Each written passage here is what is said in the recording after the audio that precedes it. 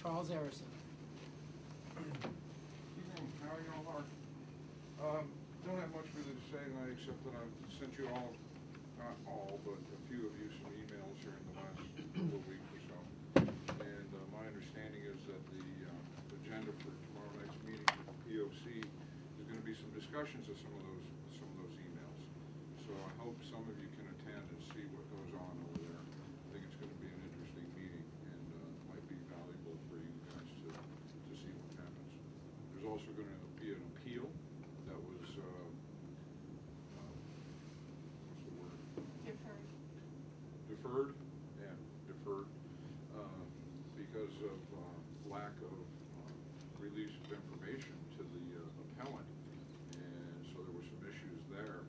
And then the appellant wants to use transcripts of some videos, because you're only given 15 minutes over there to state your case, and then I think a 5-minute rebuttal. And he has videotapes or camera, lapel camera stuff in his case, and he wanted to use transcripts, and so they had to get approvals to do all that. So they got pushed it forward for another month. So anyway, if you guys can make it tomorrow night, I think it'd be very, very good for you to see. That's all I had to say. Thank you. Thank you. Stephanie Lopez.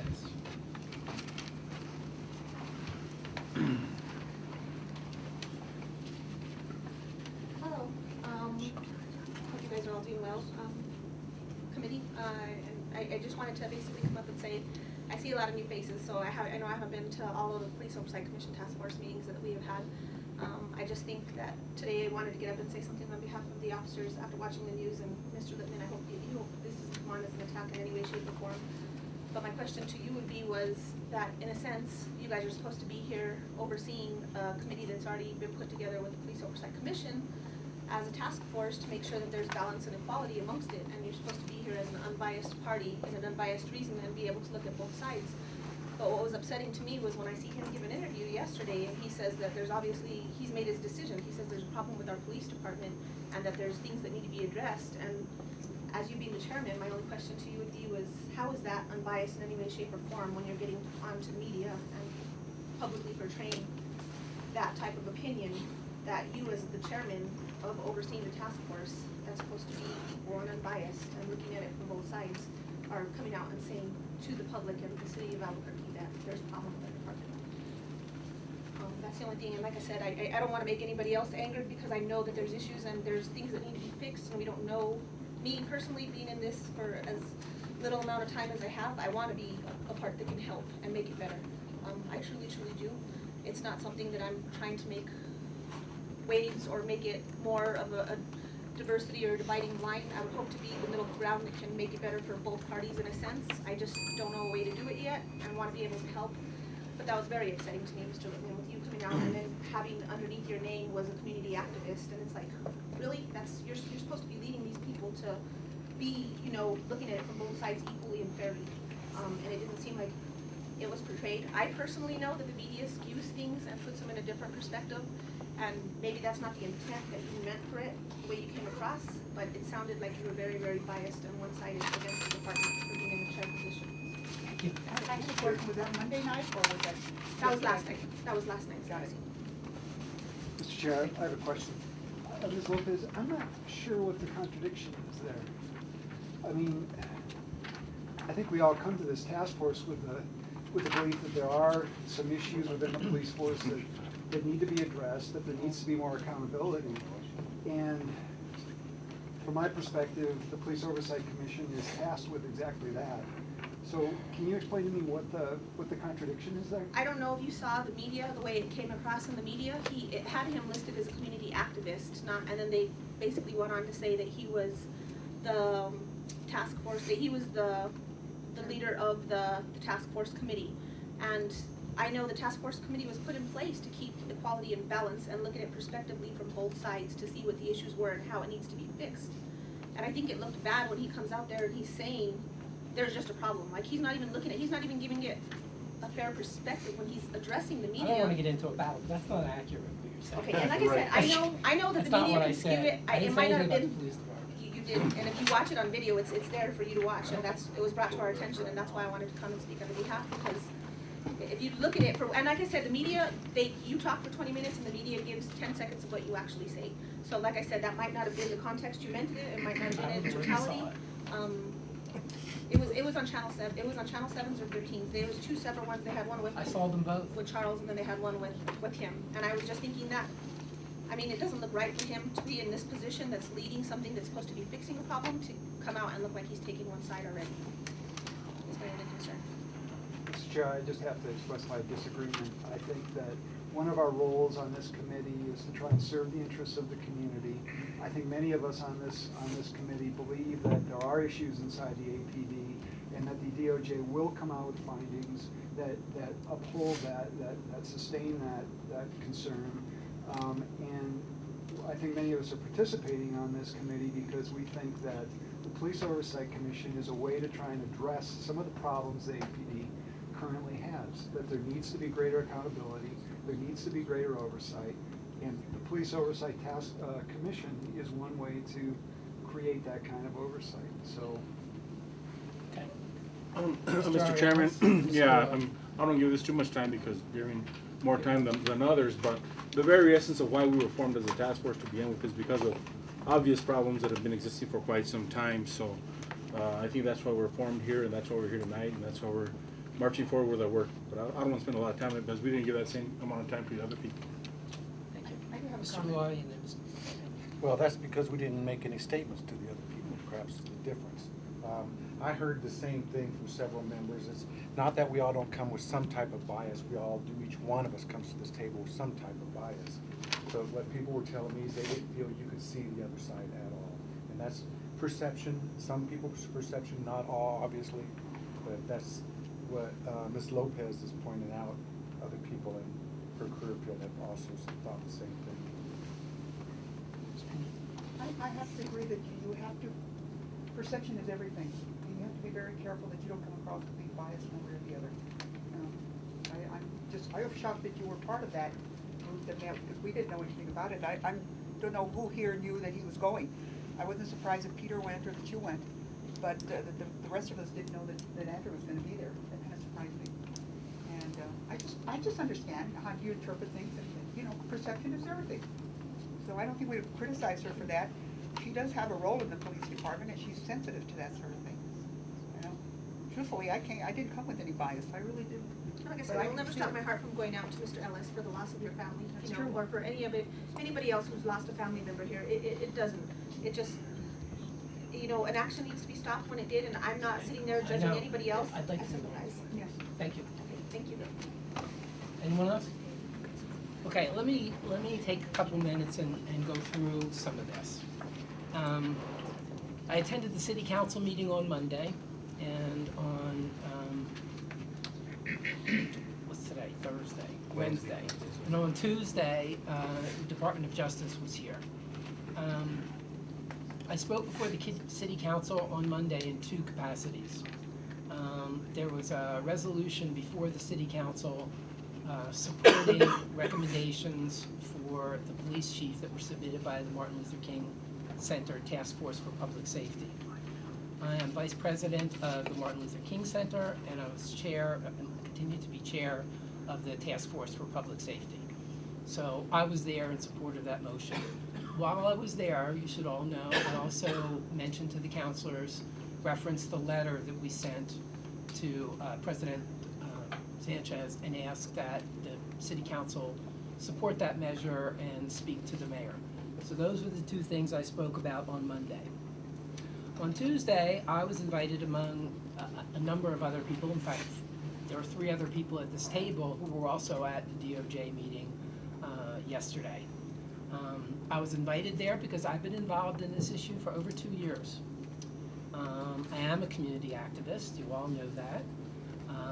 I come to this from those two capacities, vice president of the Martin Luther King Center and chair of the Task Force for Public Safety. Also serve in the capacity here as chair of this task force. I don't know which of the hats were critical in them inviting me to the meeting. but they did. The information about the meeting wasn't circulated publicly by me because we were specifically asked not to. It was a closed-door meeting by invitation only to particular activists and leaders in the community. And the day after the invitation was extended, we were sent an email asking that we not distribute that information because the Department of Justice was experiencing a problem with that. Lots of people were calling that hadn't been invited, and they were getting calls from the media, and the media hadn't been invited. So that's the story there.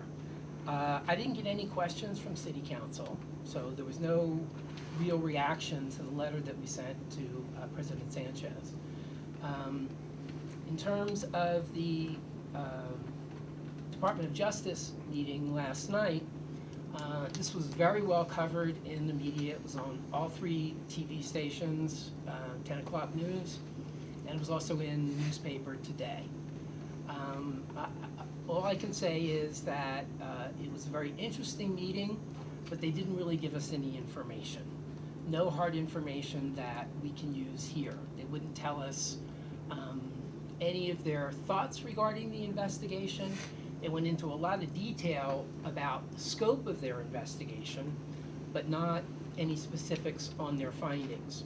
You should know that within their scope of the investigation, and I've made this clear to you before, they are looking at the citizen oversight process. It's a key part of what they've been looking at since they've been examining the whole system here. I'll stop there and see if anyone else who was at the meeting last night wants to make any comments.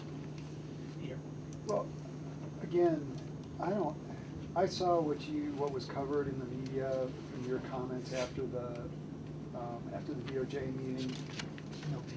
Your comments were not all that different from my comments, and I think, aside from some of the basic details that we gave about what happened inside the meeting, I think both of us made statements that we suspect that the DOJ will come out with findings, will make recommendations about internal changes to APD. We don't know that for sure.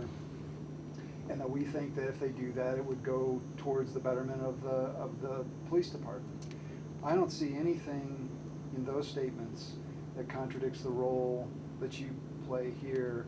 I don't think you should have to explain yourself for having made those statements. Obviously, if you had made explicitly biased statements against the police, going on presumptions without any sort of evidence to back your belief, I think you could be called to task for that. But in my opinion, I don't see any contradiction with what you did or what I did that evening, and our role here on the Police Oversight Commission Task Force. Thank you, Peter. Anyone else? Okay. Just so you know, and for the record in the minutes, I just want to echo that. I didn't say anything inflammatory or anything of the sort. In fact, I'm not even sure what it is that they quoted that seems to have upset members of the Police Officers Association. But let's just go on. As you all know, I'm sitting here in a very unbiased position. I've tried to just be a facilitator for the most part, other than during our facilitated discussions. There's a question, I'm sorry, and I know you guys are all in a hurry to get out of here because so am I, believe me, I have people at home too, but can I ask for 2 minutes of your time too, because you gave Mr. Shine the opportunity to speak to the board. I'd like to be able to address everybody at once with just 2 minutes. How do you feel about it? He was given the opportunity to Task speak. force. I think so. I guess just represent a large. Okay, you want to make a motion? Make Mr. a Wood? motion that we let Stephanie address the board for 2 minutes. Is there a second? Okay, I'll call the question. All those in favor of allowing Stephanie to speak at this point, raise your hand. 1, 2, 3, 4, 5, 6. All the opposed? 1 opposed. Stephanie. Thank you very much. I know it's hard to stay quiet when you're hearing so much change going on and so much suggestions being made. First of all, I want to thank you all for taking this position and taking this task on yourselves to do this job. I know it's got to be difficult for you guys as well. Out of everything that I've heard, because this hasn't been my main focus, I have a million things to juggle in my position now, and like I said, not having any experience in it before, it's a big task for me as well. But from what I heard with everything that's going on here, there's some great ideas. And I would just like for you guys to take in consideration from somebody that is a working field officer and has been in that position for 14 years of my career already, that you consider that the decision that you're making to put these people in and that how you're trying to structure it is please, please, please take into consideration that these are going to be able to have people that are going to have power over people's livelihoods, careers, and conditions, their way of life, that's going to affect their family, it's going to affect the community, that's going to affect the process of people putting in for the position. We have a very limited number of people that are coming through the door right now, which is affecting the police department and the amount of numbers of officers that we have applying for the process.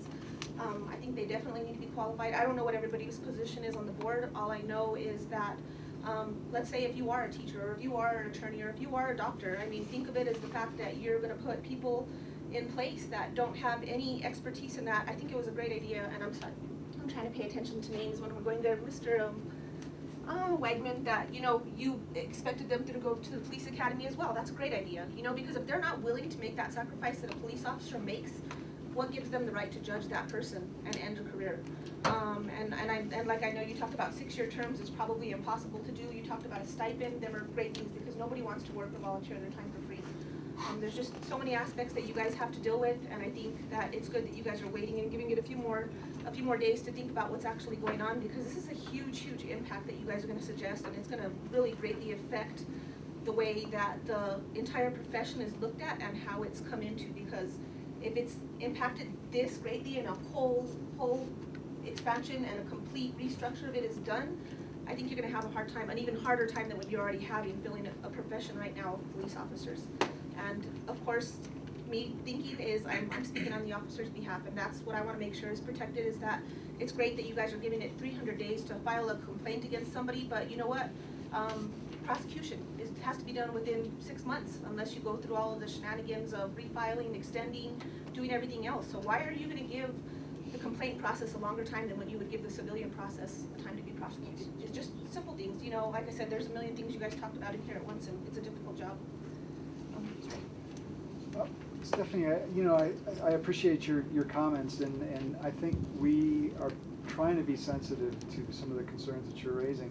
One of the goals that we've set upon with this whole process has been to try and up the quality of the POC so that they are more qualified and their consideration is more deliberate, and that their decisions are better when they actually weigh in on disciplinary recommendations or complaints in general. I guess now we're suggesting that they actually do make recommendations about discipline, but of course it still remains with the chief to whether or not he decides to accept that recommendation. And now we're only asking that the chief explain back to the community why a body that is given considerable time to investigating a particular citizen complaint might be wrong in the conclusions that they reached.